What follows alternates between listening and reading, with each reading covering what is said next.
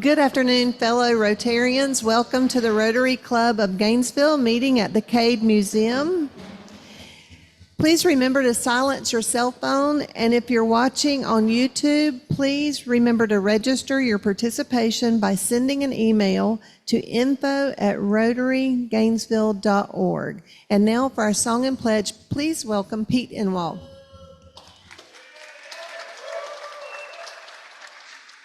Thank you very much. Thank you very much.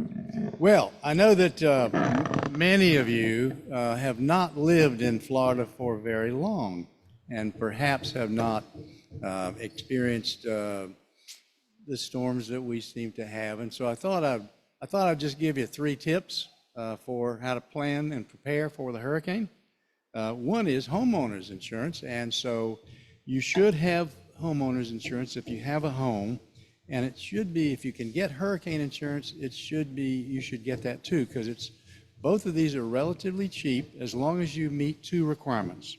One is your home is reasonably well built, and the other is that it is located in Nebraska. Second tip is evacuation routes. People will be urging you to evacuate. And so if you live in a low-lying area, you should abide by the rules regarding evacuation. And if you will pull your driver's license out and determine whether or not it says Florida on it, you are living in a low-lying area. And the third tip is you should buy enough food and bottled water to last your family for at least 3 days. And you should put these supplies in your car and drive to Nebraska. Now, Gordon's in the hospital, and I hope these tips help with what we have tomorrow and Thursday.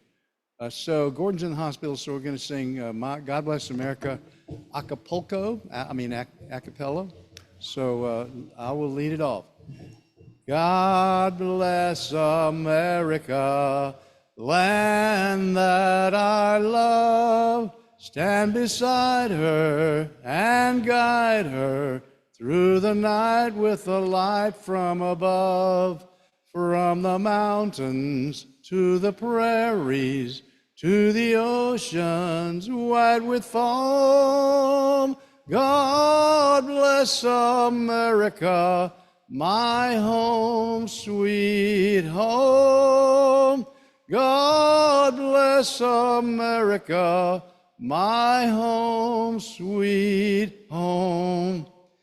Please join me in pledging allegiance to our flag. I pledge allegiance to the flag of the United States of America and to the republic for which it stands, one nation, under God, indivisible, with liberty and justice for all.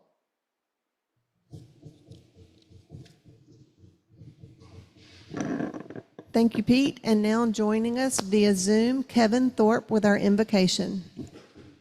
May we pray. Lord, you are the God who moves in mysterious ways with wonders to perform. You plant your footsteps in the sea and you ride upon every storm. We thank you for each storm you have already allowed us to survive. We are trusting you in advance this week, not only here in Alachua County in the state of Florida, but all those areas that may be affected. We thank you in advance for today's speakers, their commitment to healthcare, and all that they will share with us to inspire us. It is for your sake and for your glory we pray. Amen. Thank you, Kevin. You may be seated. If you're a guest or visiting Rotarian, please remain standing to be introduced. Joe's bringing around the microphone now.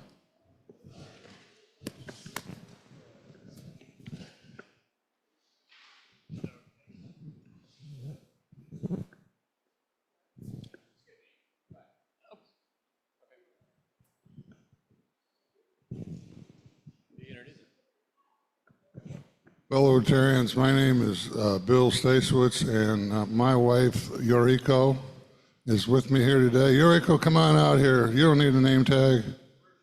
She's hiding. Come on. Everybody say hello to Yoriko.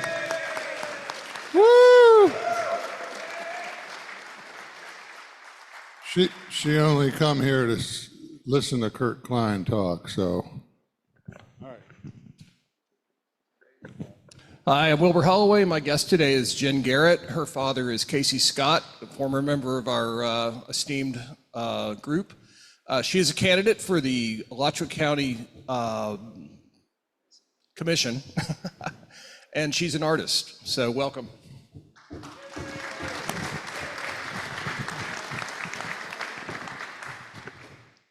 Good afternoon, Rotarians. Two of guests of our speakers today from the Galen College of Nursing are Laura Nguyen and Jose Torres.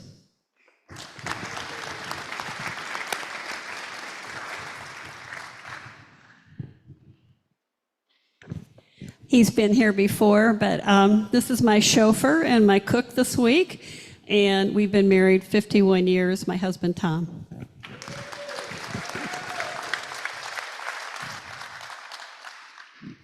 Welcome, everyone. And now, please welcome John Gregory to the podium for a special poem.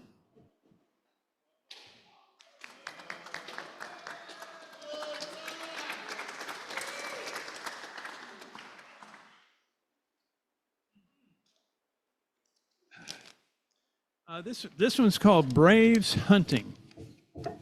When Chief cut down that pretty tree, known to some as a cedar tree, he could not lie, because he was the guy who had no liability. Native Americans are wondering about certain braves who are wondering not to eat meat. A vegetarian, they agree, is a brave who's bad at hunting. The squaw had the ability to drink 100 cups of tea, but alas, her life did pass. She died in her teepee.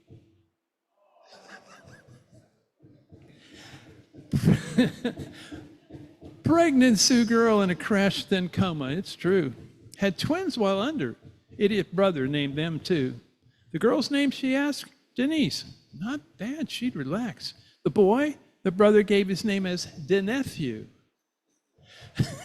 Have a great day. Thank you, John. And now we'll start off with the announcements, bringing Michael Pellett to the podium for the first one. And Helen Warren. We're both on the committee for continuing the memory of Perry McGriff and all the blood drives that he gave in the past. And now for the future.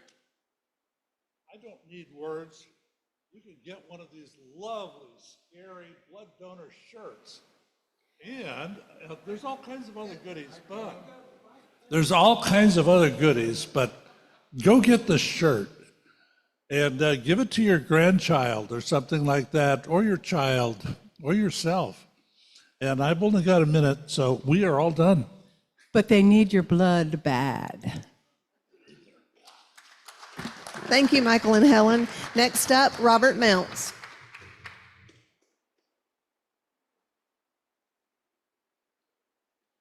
Perry McGriff. Well, that's a good segue to the Ethics in Business Award, because he was the very first honoree of the Ethics in Business Award, along with some other luminaries like Davis Rembert, Alan Hitchcock, Koss Ollinger a couple of years ago, Scorpio Construction, and Hoke Shintama last year. This is a very prestigious award with that kind of lineage. And it's about recognizing businesses, not necessarily Rotarians, but businesses in the community or people in the community who really take care of their employees and take care of their customers. And during a hurricane, don't try to gouge people or raise the prices. Make sure their employees are safe. You know, look for somebody like that who is doing the right thing during hard times, and you'll find a good candidate for the Ethics in Business Award. You know, the deadline for submission of an application or a nomination is Friday, November 8th. That's coming up fairly soon. Philip Crutchfield has his email on the application. I have several copies of it on my table. If you pick one up, please think about that hard. And people make mistakes sometimes if they just submit a nomination with no real backup, you know, with no real narrative and with no letters of support. you do your nominee a disservice if that happens. And realize they also need to go through screening with the ethics ambassadors at the Warrenton School of Business. And that's a little bit of a process to go through. But we appreciate it. We end up every year with great candidates and great nominees and someone to award, and I hope you will support it. Thank you.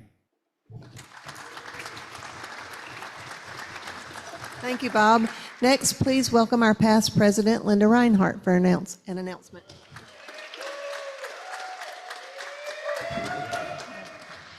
All right, here to mention the car show again, October 26th. I've got the details on volunteers shift. Unfortunately, I left the volunteer sign-up sheets on my desk. So we are going to need volunteers for doing setup starting at 7 a.m. We're going to need people to work during the event starting at like 8:30 a.m. We're going to need people to represent Rotary at our Rotary booth, again, 8:30 until 12:30, and then we're going to need a couple people to help with breakdown at the end of the event around noon. If you are interested in signing up for any of that, you can come see me. I'll hopefully have the sign-up sheets next week, but I have already started getting sign-ups from some of the other clubs. As a reminder, if you've forgotten, this is a Butler Plaza event, but they have selected Rotary as their charitable recipient. So I know we are up to $7,000 in sponsorships so far that will be coming back to the clubs, and I believe that there's a couple more as well. And like I said, it's also a great opportunity for us to talk to people about Rotary and show ourselves as a part of this community. So I hope you guys will come out, and if you aren't able to volunteer, at least come to the event and have a good time. Thanks. October 26th. It's a Saturday. I think it's a Saturday. Thank you. Thank you. Thank you, Linda. Next up for an announcement, Richard Allen.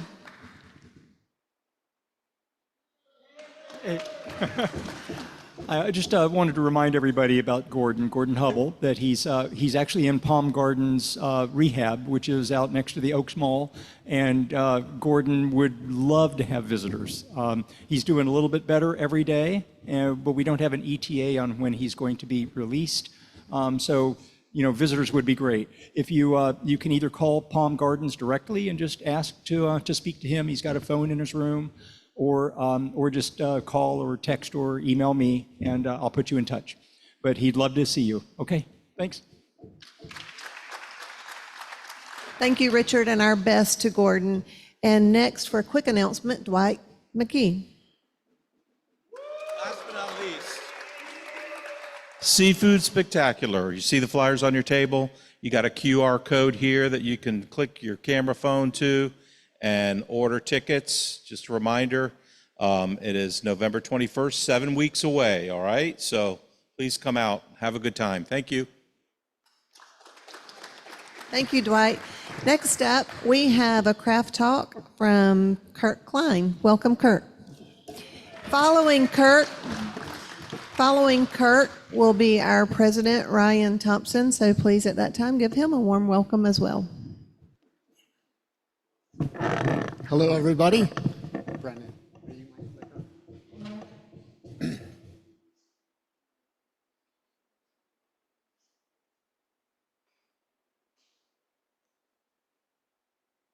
Is this thing on?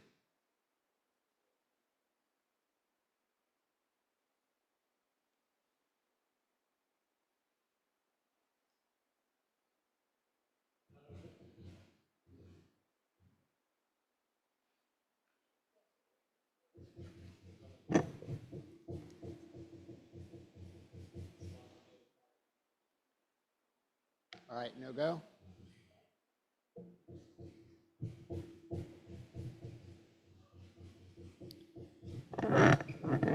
So while he's trying to get that pulled up, it seems kind of odd giving this presentation 29 years later.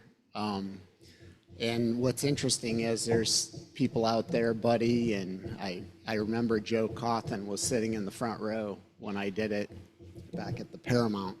Is that going to happen or no? Okay.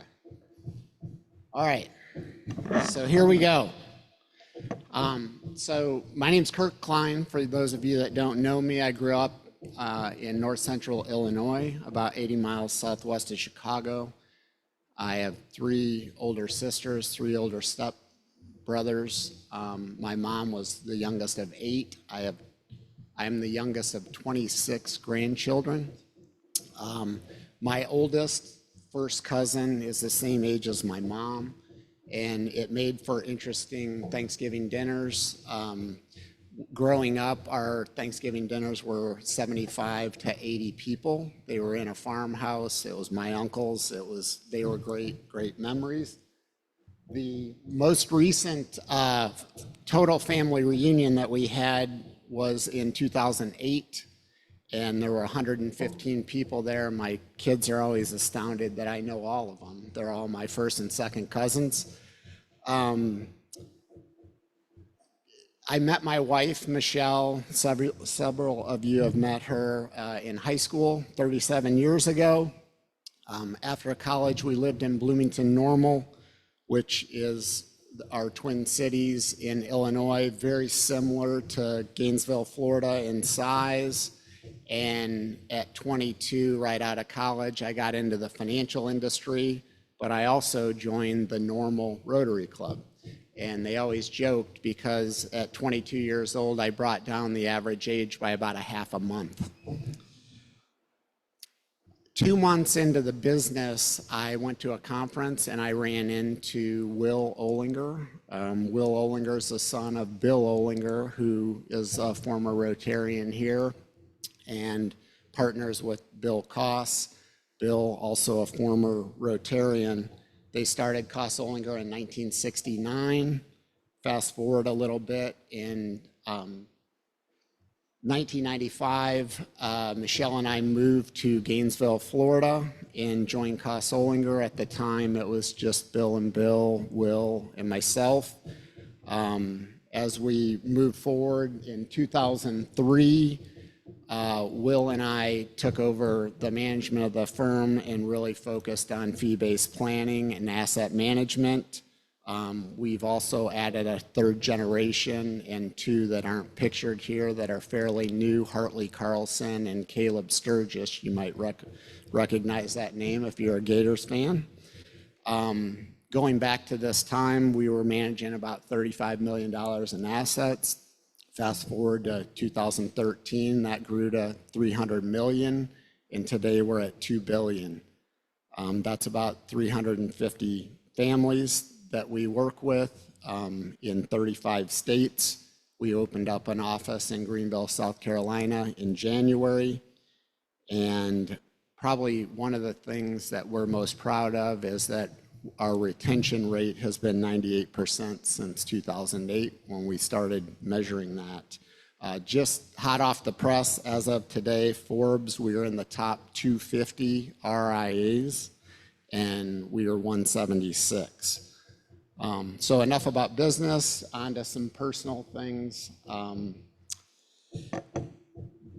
The Klein family, so I grew up Cubs fan. I've been to over 100 Cubs games in my life, and we go on an annual trip up to Illinois, and we always see a Cubs game. We love the water. Ed Ellett knows my daughter Mackenzie there on the right. She loves to fish. My in-laws have a lake house in Illinois. We like to tube. That's our dog. He loves the water. If you see this beauty driving around town, that's me. This was a Cadillac that I got from my uncle. He was a mentor of mine. About 15 years ago, he passed away. He had 10 Cadillacs, and I told my aunt when she got ready to part with them, I wanted this one. It has 34,000 miles on it. It has a 425 big block in it. Don't ask me what the gas mileage is on it. We love to ski, go skiing every year with the family, and then I try to go an extra time or two. Another thing that our family does is we go on mission trips. Mission Jamaica We go down usually around December. We've been every year since my oldest, who's 21, was 10, except for a COVID year. This orphanage that we go to has 100 kids. They all have disabilities of some form. It's been a real eye-opening and great experience for our family and great to give back. In 2022, my oldest and I went to Rwanda, and a lot of what you hear from Jacob, we were able to kind of see where that country has come from, and it was very, very impressive. One of my proudest moments in Rotary was back in 2019, being able to give each one of my family members Paul Harris Fellow. John Bruner and Chad really helped me pull that off because I got them to the meeting thinking I was getting an award. They thought I was getting an award. We got them up there, and then I surprised them. So that was really exciting. So lastly, this is my family today. William on the left is a junior at Oak Hall, plays golf and tennis. Shaylee is a senior at UF. She's graduating in December with a journalism degree with a focus on sports, and she's doing a combo degree, master's degree in business. Michelle was in the natural gas industry until Mackenzie was born, and she's been the CEO of the Klein household since then. And Mackenzie is a freshman at UF, majoring in advertising. And then that is our dog, Calvin, and that was the kid's idea, Calvin. Every Klein should have a Calvin in the family, so we call him Cal. So that is our family, and that's the story that I'm going to give over the last 29 years. So thank you.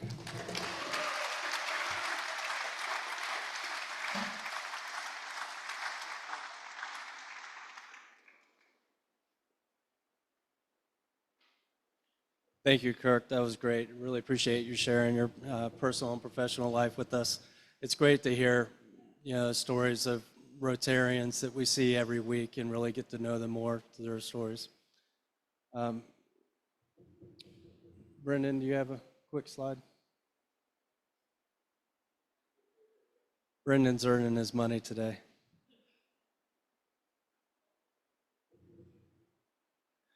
Really quick while Brendan gets us sorted here. Wilbur wanted me to make an announcement. He has t-shirts and hats for the Chainsaw Gang. So if you're interested in these, it's great. We were out in Cedar Key and, seeing the other groups that are out there and they're organized and all wearing, the same shirts and stuff. It's really cool. So you can't miss these, right? On that note, I wanted to share a heartfelt thank you to all the Rotarians that came together and members of our community for our supply drive.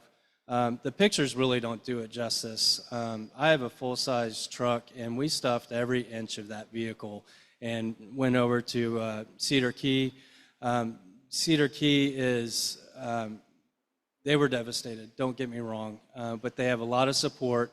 They have a lot of volunteers, and they have a lot of supplies. They are actually turning away in-kind donations because they didn't have a place to store them as they prepare for Milton that's right around the corner, which is really sad.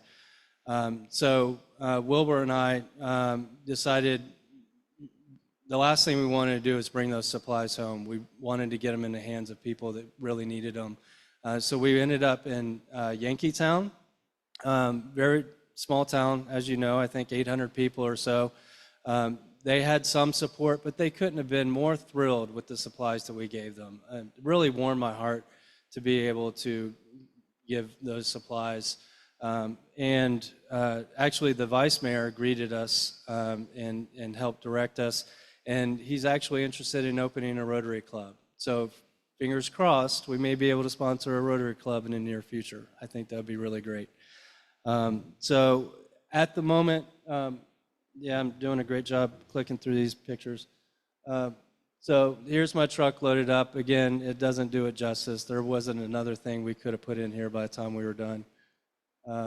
This is Cedar Key. You've all seen pictures. What blows me away, support choice awards,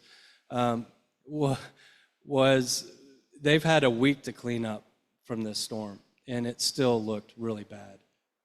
You could see, the devastation it's done to these structures. And in the top right corner is at the marina. If you're familiar with Cedar Key, just a pile of stuff. People having to clear out all their furniture, all their appliances.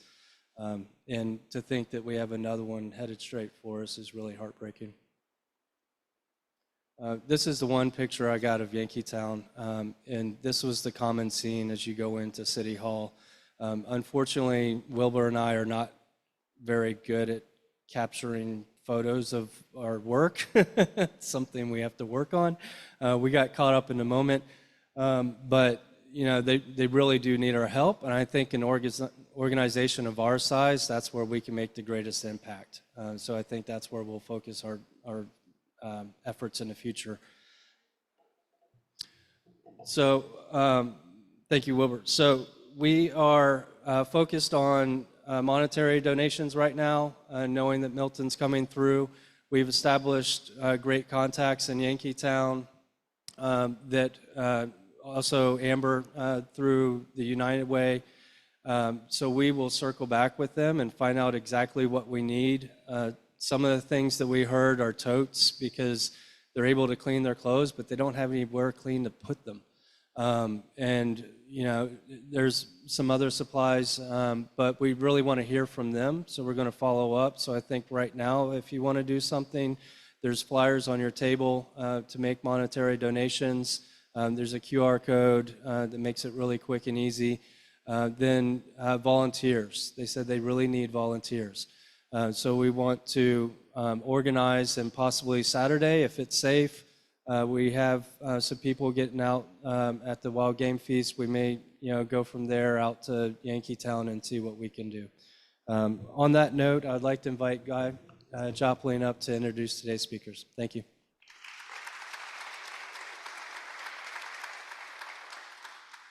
Thank you, Ryan, and good afternoon, fellow Rotarians. I'm going to make this brief. Unfortunately, our speaker could not be here in person today. Obviously, there's a storm coming and was unable to fly in, but he's joining us via Zoom, and it's Mark Vogt. He is the proven transformative leader with 30 years of experience dedicated to providing vision, integrity, and drive throughout Galen College of Nursing. He has served as their CEO since 2004, leading one of the nation's largest nursing colleges in the country. In 2023, he was honored to be named one of Louisville's most admired CEOs. He currently contributes to his local community and the national nursing profession. He serves on several volunteer boards, including the National League for Nursing Board of Governors and the National League for Nursing Foundation Board. So I will stop there, and can we please welcome Mark Vogt via Zoom.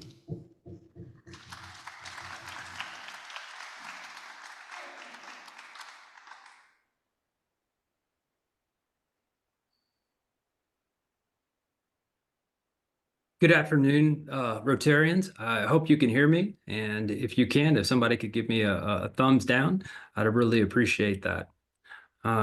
Before I get started, I just wanted to take a moment and acknowledge just the devastation that is still the community is suffering from Helene, not only in Florida, but throughout the Southeast. It has been a devastating storm.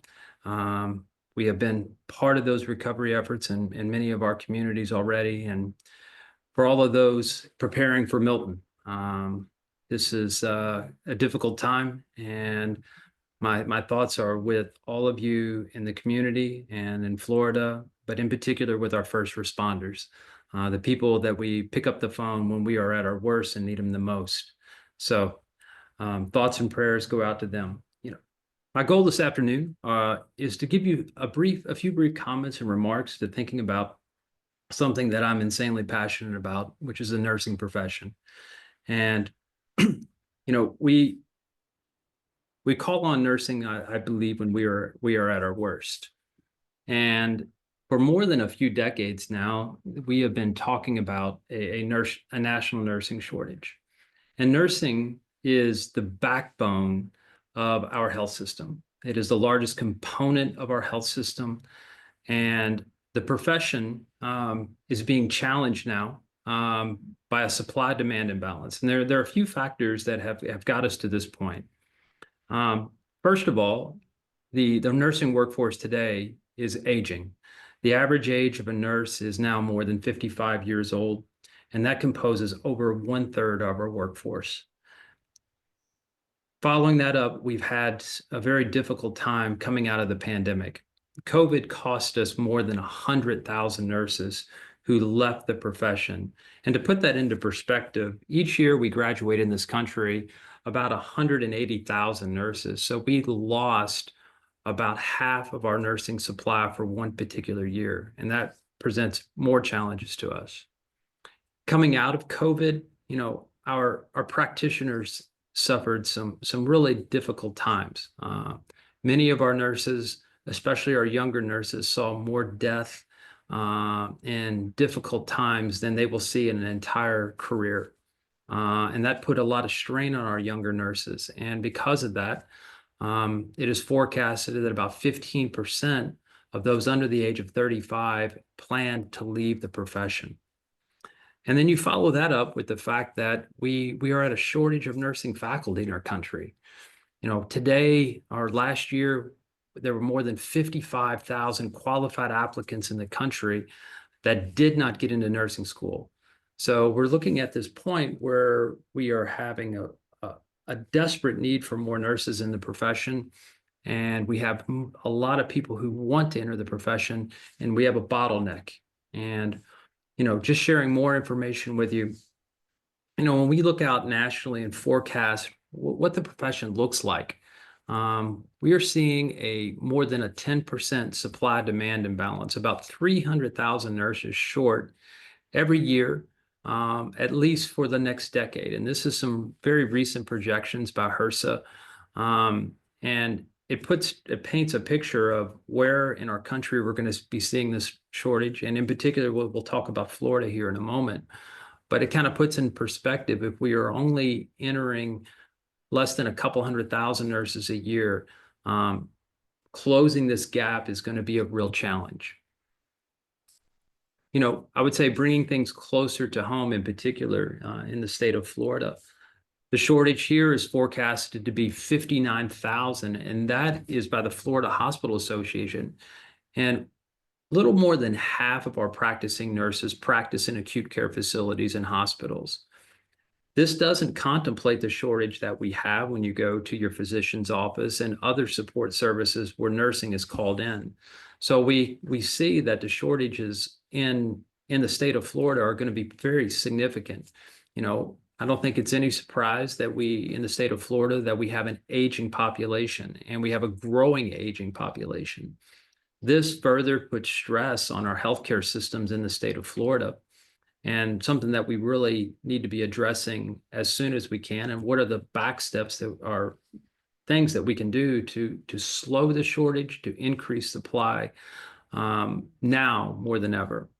If you look at here right now, in the United States, we are looking at unemployment levels that are overall near historic lows, but our vacancy rates amongst RNs in Florida has continued to escalate coming out of COVID. Sitting here right now in 2023 or ending last year, we have more than 20% vacancy rate, which is very high, not only in the state of Florida, but overall in our country. So, this paints a picture of where we are today, what the supply-demand imbalance looks like. And, I just want to share a few comments with you about what our institution is doing and how we think about the profession and where do we see the opportunities to go next. Nursing is one of those very unique profession that there are so many entry points into the profession. This affords people to continue to advance their practice and continue to learn.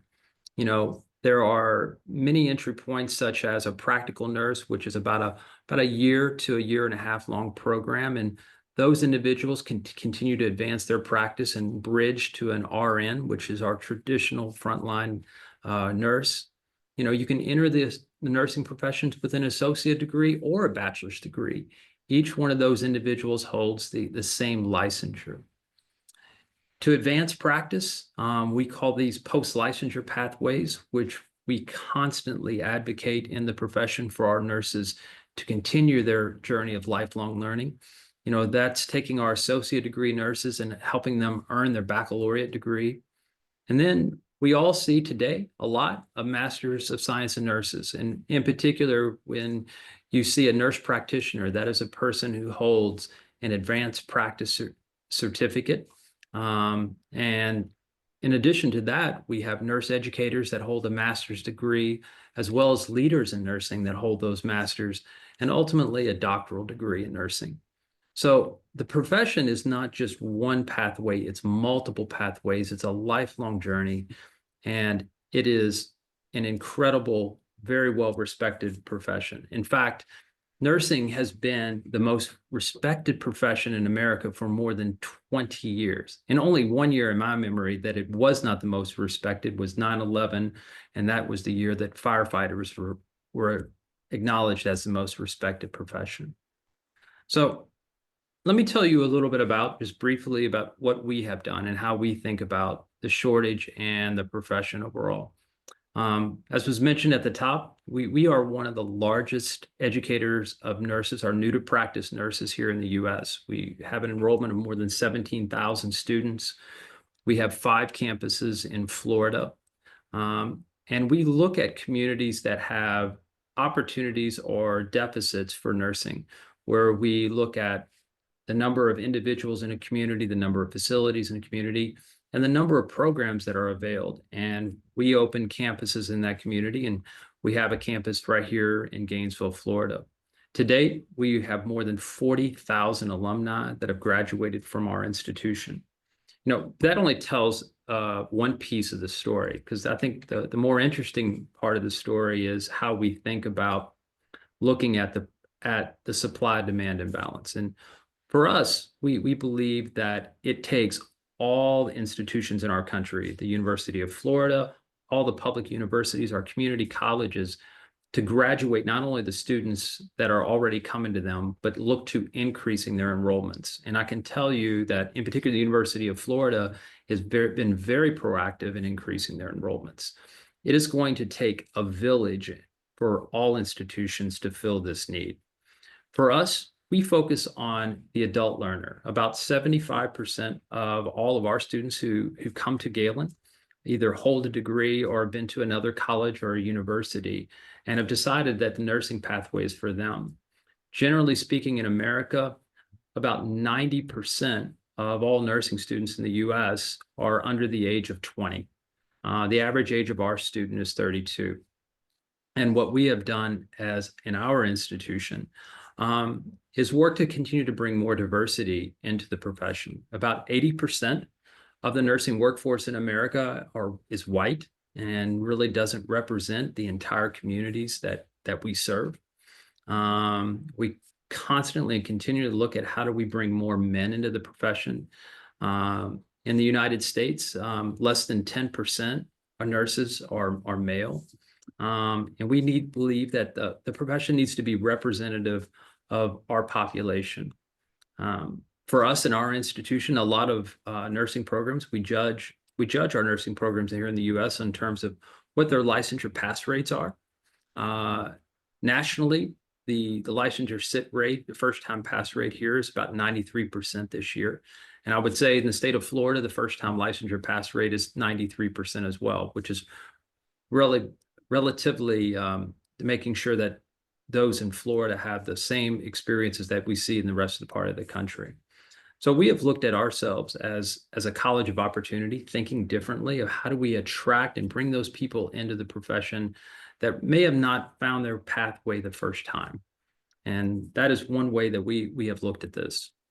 From an institution, we are recognized as a center of excellence. There's less than 5% of all US nursing programs hold that distinction as being a center of excellence. And our accreditation, we are SAC COC accredited and programmatically accredited by all the national nursing bodies. But that kind of frames the fabric of how Galen looks at the profession and how do we attract more people into the profession.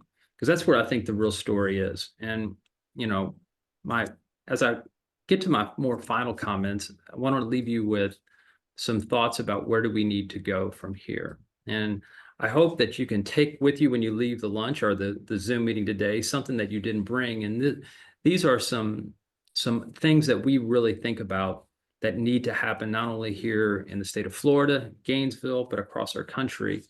You know, we really need to continue to promote nursing as an incredible profession. I spoke to you earlier that it's very highly respected. And we need to do that all through our K through 12 system. And we have a number of programs here in the United States that talk about, you know, the nursing as a very, very respected profession. And I said before, we really need to think about how do we continue to expand access to the programs that we have. You know, there are more than 2,000 nursing programs in the country, and all of them are operating at or near their capacity. And we have to think about how we can expand that capacity by bringing more educators into the profession, which has been the bottleneck for a number of years for us. So beyond recruiting more students into the profession and making sure that we're looking at how rewarding this profession is, we need to think about education differently.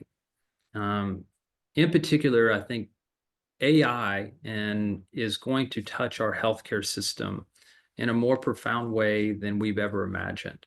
And it's not going to replace caregivers, but it's going to supplement our caregivers. And we in education have to start to prepare our learners for transformation through technology.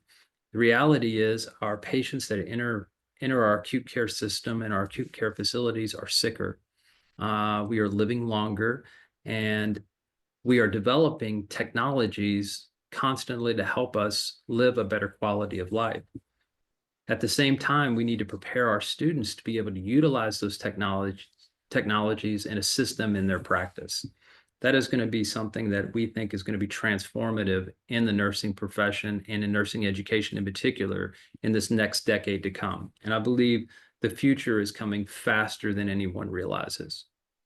And the next part of this, we think is very important to acknowledge that nursing, the profession of nursing, is both a science and an art.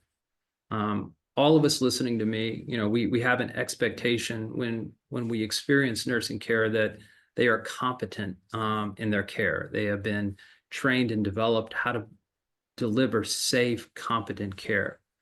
But we also have an expectation that how they deliver that care is important. And, you know, here at the college, we talk about it. You know, people will forget what you do for them, but they'll never forget how you made them feel. And as educators, you know, we are constantly challenging ourselves to say, how do we balance and how do we develop both the art and science of nursing care? Because we think that is going to be tremendously important as we advance technologies and help people enter the profession. Also, in that same vein, when we think about nursing education and we think about the residual impacts of COVID on our nurses and our students, you know, we have to think about how they approach their practice, and we have to help them develop more resiliency and different skills that may, you know, be called upon to make sure that we keep them in practice. You know, we can spend all of our energies right now to bringing people into practice, but when you look at the turnover, and that takes me to my last comment, you know, just a little less than 1/3 of our nurses that enter practice leave within their first 5 years. That's a daunting statistic when we think about the fact that we need more nurses and we've spent all the resources to train and educate them and they don't stay. So we look at that as we have to do a different job in preparing them for practice, but we also have to look at partnerships. How do we, you know, really get closer to the practice community and not just the acute care facilities, but get close to long-term care? I heard a fellow Rotarian is looking for a visitor. You know, all of healthcare is really where education needs to collaborate with practice. so that we are making sure that we are meeting the needs, contemporary needs of what's happening to reduce turnover and really kind of close this gap for vacancy rates. And one thing in particular I think is going to be needed in the future for us is there's going to be a call and a need for more public investment in nursing workforce development. And this is not a political speech, but it really is that, solving this national challenge, and it is a national challenge, is going to require some extraordinary efforts by a lot of people, a lot of institutions working together, but also working with our government to say, how do we increase potential funding for workforce development? I will have to say in particular, because we work in so many states, the governor and the legislature of Florida has been very proactive, and I would say more on the leading edge of looking at nursing workforce development and opportunities and being creative to say, how do we increase supply? At the same time, how do we increase safety in the nursing profession? So that's what I think is the future for us. And I think I've framed some challenges that we have, but I will pause there and see if anyone has any questions or anything in particular that you would like to ask.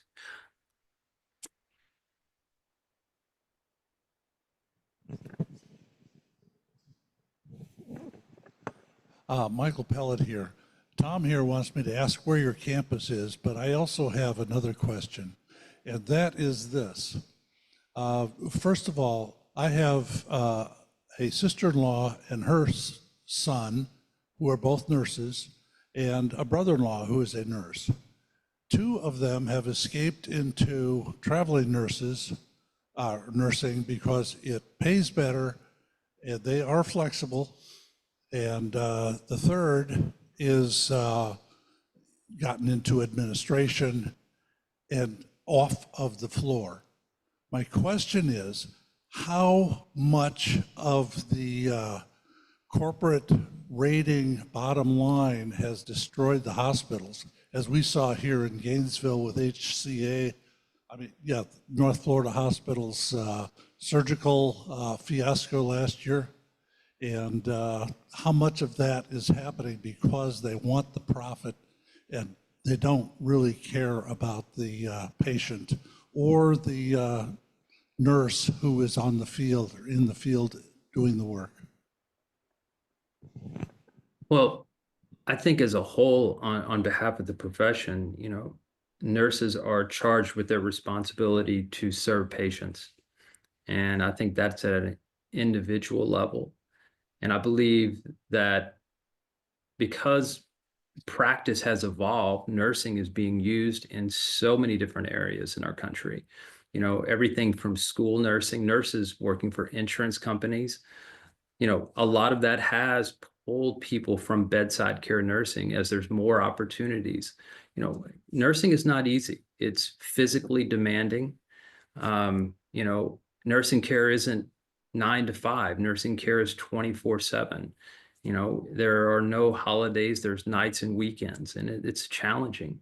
And understanding and attracting people that will accept those challenges is something that I think is hard to acknowledge, but that's the reality. But there are hundreds of thousands, literally millions of people that say, yes, I will do that. Okay. Mark, thank you so much for joining us today. Really appreciate what you do. In your honor speaking with us today, we'd like to make a donation to the Child Center of Early Learning. Thank you very much. That's fantastic. And thank you, Rotary. Thank you, Rotarians.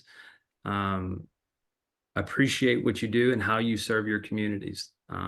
And thanks for the opportunity to come talk to you today. Thank you.